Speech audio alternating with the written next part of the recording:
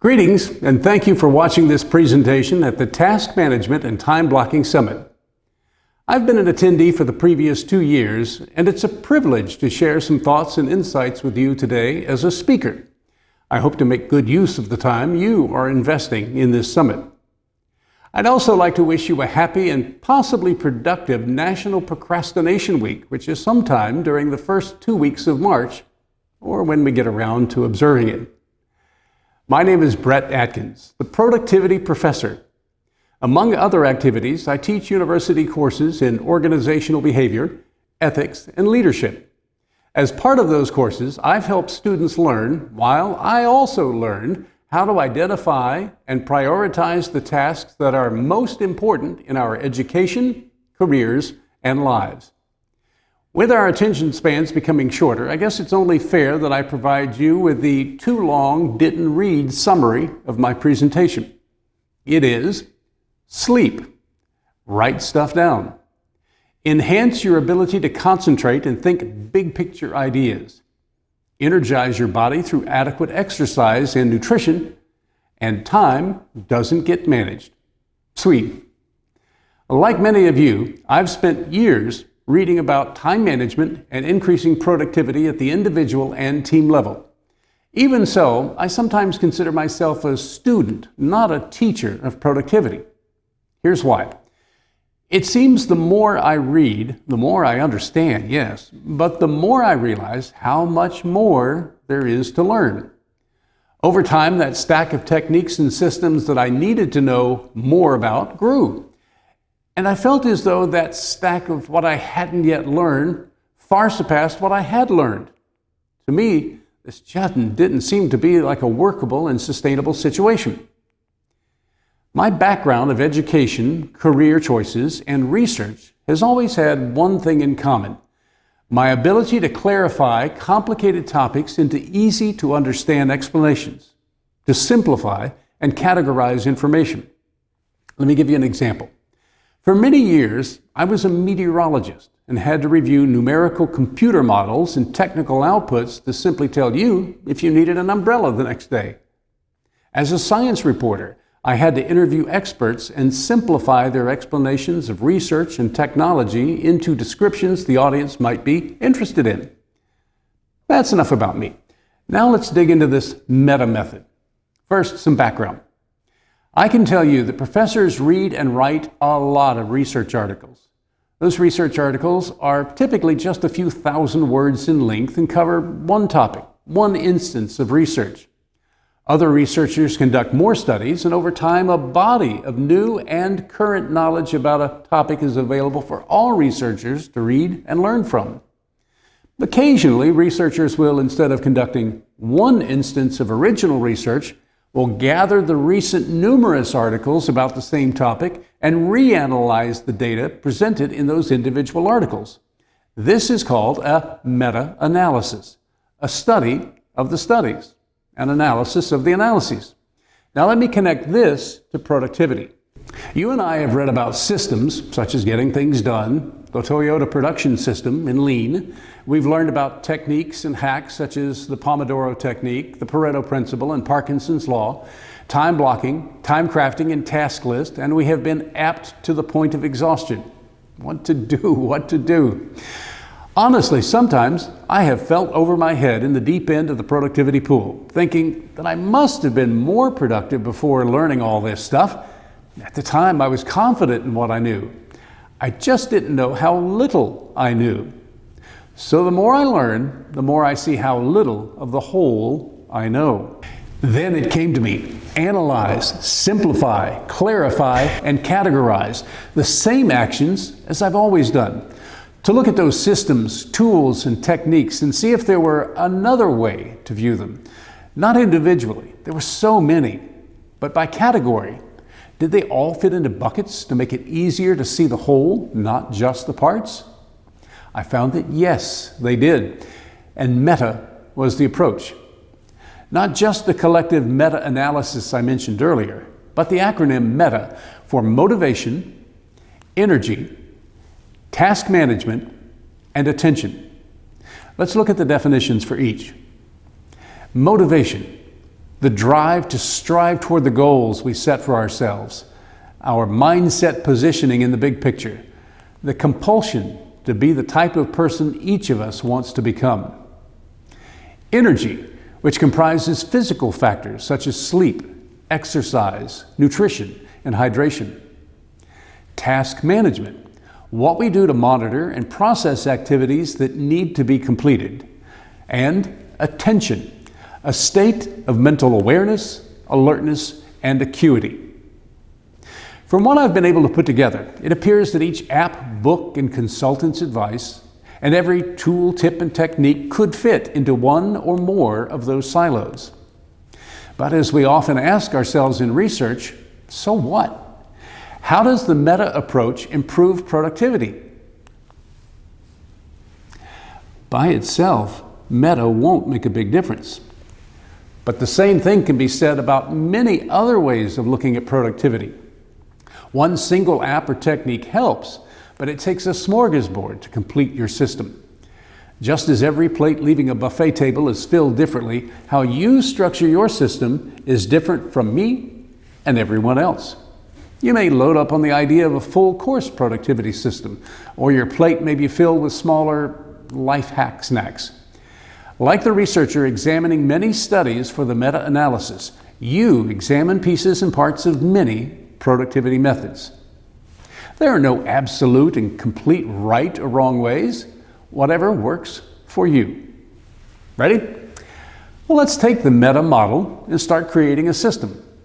We want our approach to have something in each of those 4 buckets: motivation, energy, task management, and attention.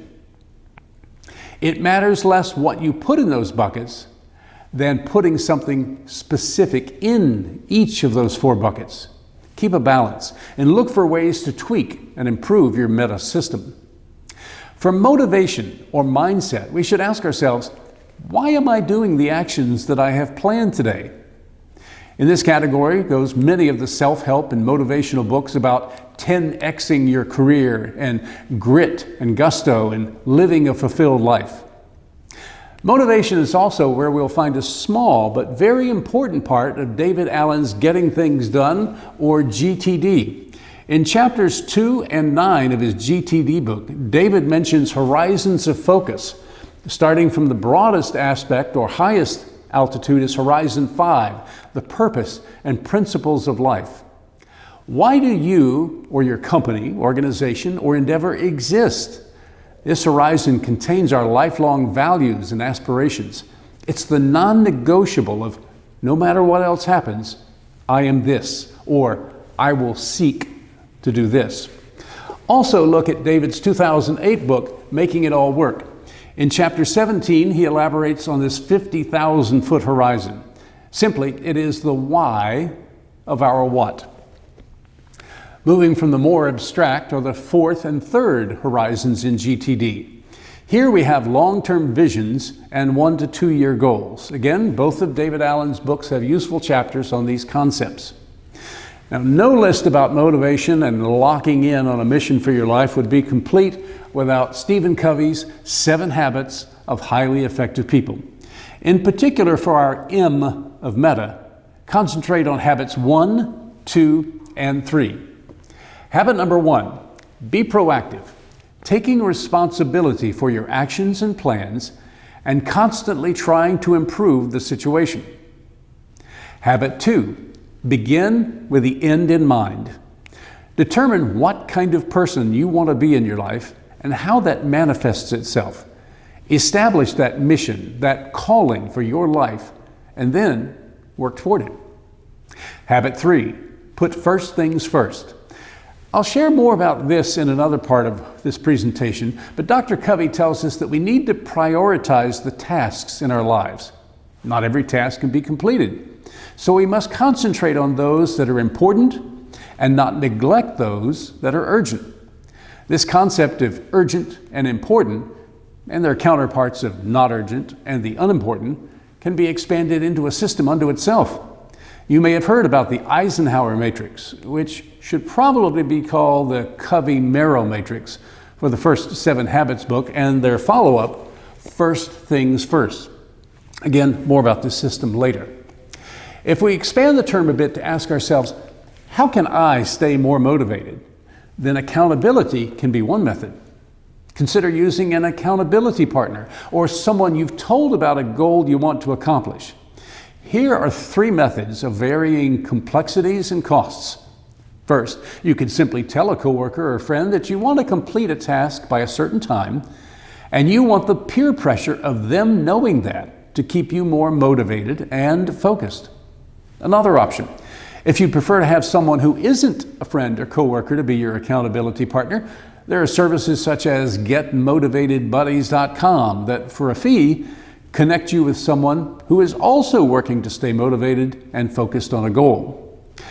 By the way, in today's talk, I'll mention several organizations, apps, and systems. I have no financial interest in or connection with any of them. A third option, you could give a friend money and instruct them to donate that money to an organization that you do not support if you don't complete your work.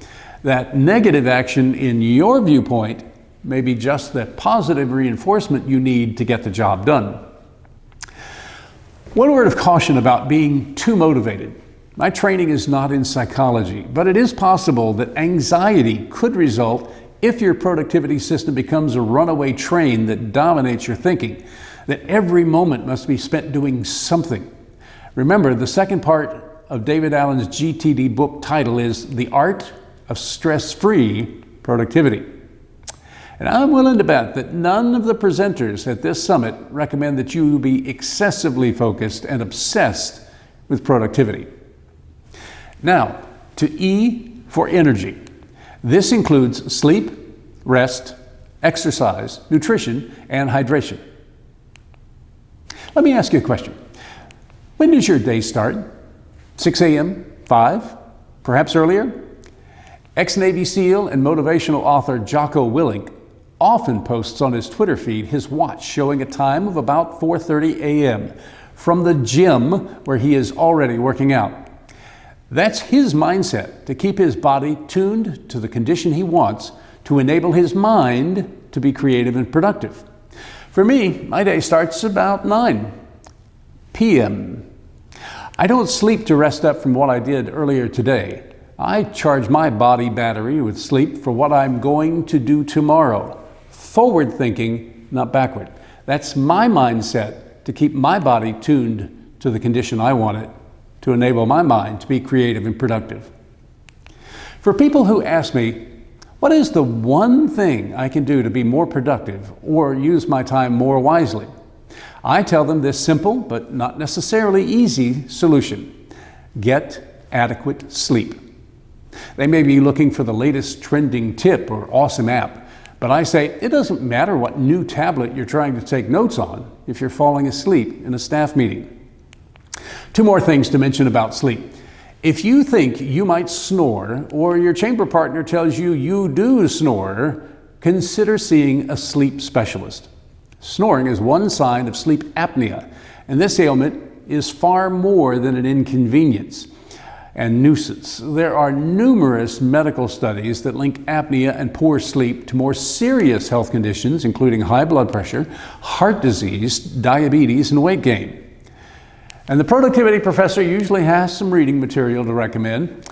Look into Roger Ekirch's book, At Day's Close, Night in Times Past.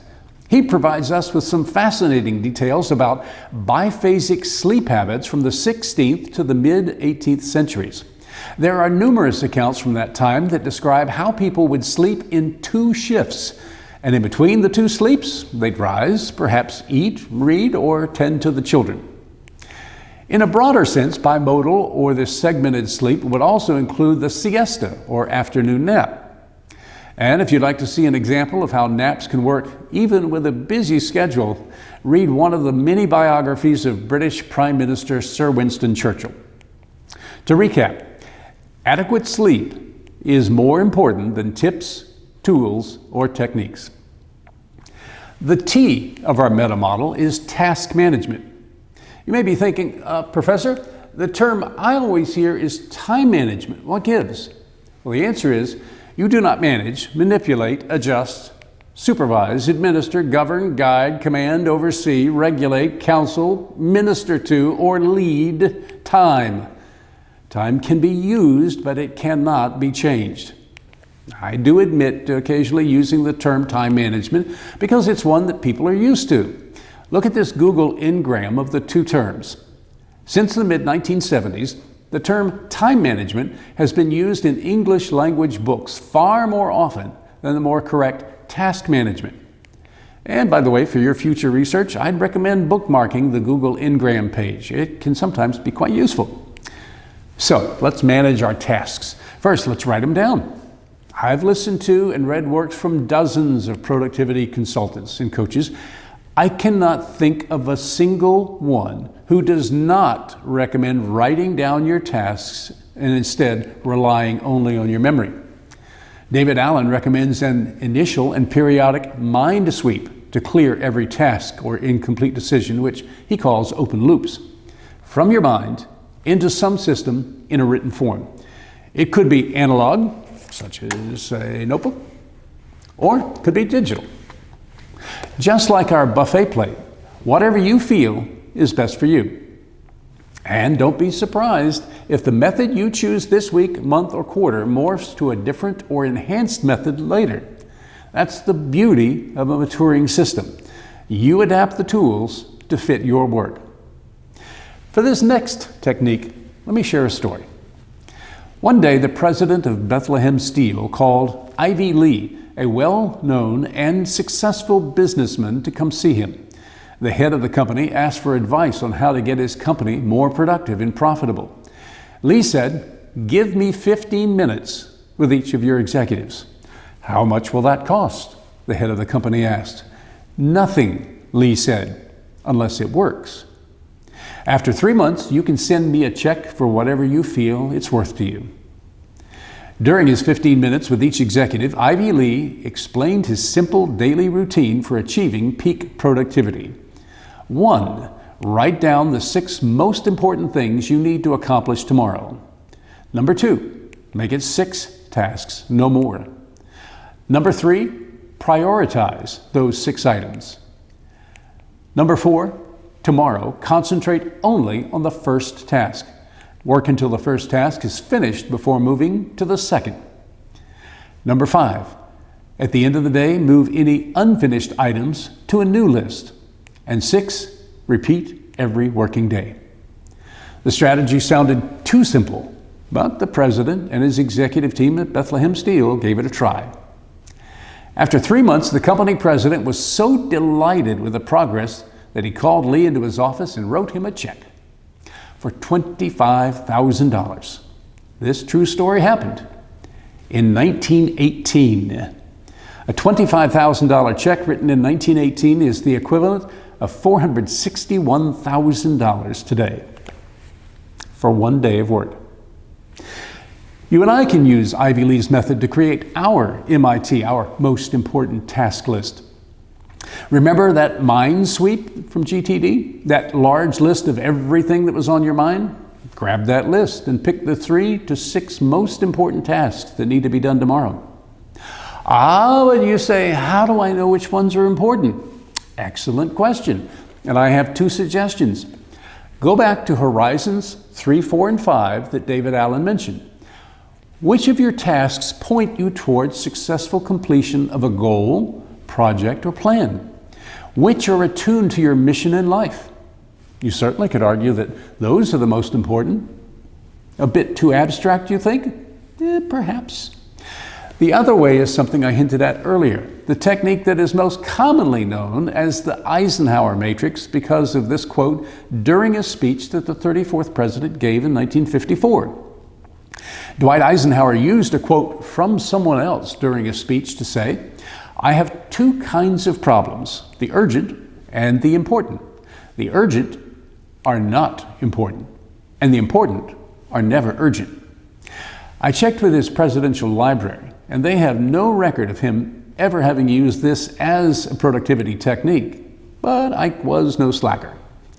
Again, with due credit going to authors Stephen Covey and Roger and Rebecca Merrill, the concept of those terms can be formalized into a 2x2 matrix. You can find various variations or numerous variations of this with an internet search on urgent important matrix, Covey matrix, or the Eisenhower matrix. Let's dissect the matrix just a bit. We often have tasks, events, crises, or people interrupt our workday with a short deadline item. It may be an important meeting, a sick child, or an information request from high up in the organization. It has to be done now. These are the quadrant 1 urgent and important items. Your day almost certainly has many tasks that fit into that category. Quadrant 2 are those tasks that typically lack a hard and fast deadline, but they are tasks that move us toward those horizons 3, 4, and 5 goals. Q3 are those tasks that have an urgent time element to them, but they're not necessarily important to achieving your goals. Q3 contains tasks that need to be done, but that could be done by somebody else. Finally, Q4 is for those activities you should spend little or no time doing. Too much internet browsing or other time wasters are located here. Notice in the diagrams how each quadrant is of equal size. After using the matrix for a while, I thought it'd be more useful to have it look like this, with Q2 the largest and Q4 the smallest. So how would you use the Covey matrix? For planning, you could draw it on a blank piece of paper before writing down tomorrow's tasks in the 4 quadrants. For analysis, you could write down what you did yesterday or today and see where your activities fall on the chart. Here are some other ways to keep a task list or terms you may see when reading about task list. Let's roll through these in alphabetical order. Anchor paper. That's a term given when the list is on a small piece of paper or an index card. The anti-list is also called the done list. Rather than write down only what you have to do, write down also what you get accomplished in the day. You may find you do more or different tasks than were originally planned for the day. These unexpected but completed tasks make up the hidden list. Batch lists contain tasks that can be grouped together for the context of time and location. Distraction lists, also called later lists, can be created to jot down ideas or mental interruptions you have while concentrating on other ideas or work. Ivy Lee had his most important tasks, or MITs, while author Damon Zaharides in his book shares the HIT list, or high impact tasks. The impossible list contains those super stretch goals that are not completed in a day. These may be physical challenges such as a marathon, or mental challenges such as learning a new language. An irritations list is aptly named for the things that bother you. Keep a list of them and periodically review it to see if you can eliminate some of those from your life. A not to-do list contains those activities or vices you've stopped partaking in. This list fits well with the motivation bucket of our meta model and what our life's values are. This is also called the stop doing list. A public to-do list is one you share to increase your accountability. A someday maybe list, coined by David Allen, is a list of actions or activities that might be pursued in the future, but not at the moment. Keeping them written down and separated from your urgent and important tasks will hold them for safekeeping without allowing them to interfere with more immediate work. David Allen created a 2-page trigger list that could be reviewed and should be periodically for a mind sweep to generate additional incomplete tasks and open loops. A waiting for list contains the names of people or responses that haven't yet arrived. Checking it a time or 2 per day can help ensure we or others don't miss task deadlines. This is also referred to as a watch list sometimes. That's quite some list of lists. We've covered motivation, energy, and task management in our meta model. Now on to attention. Research from the software company Rescue Time found that the average knowledge worker maxes out around only 40 minutes of straight, uninterrupted focus time without being distracted by some communication. Other studies also paint a bleak picture. Studies conducted for the past 6 years show an increase every year in the number of times that smartphone owners check their phones. Now, there may be data going back further and additional research, but I think we can all agree that 1, smartphone usage is quite abundant, and 2, they can be quite distracting. When software company Adobe surveyed more than 1,000 American workers for its annual email usage study, they found that during the workday, respondents reported spending an average of 209 minutes checking their work email and 143 minutes checking their personal email, for a total of nearly 6 hours of email checking every day. Now, you may be on Team Inbox Zero or Team Inbox Infinity. The idea behind Inbox Zero is to maintain a low count of unprocessed emails.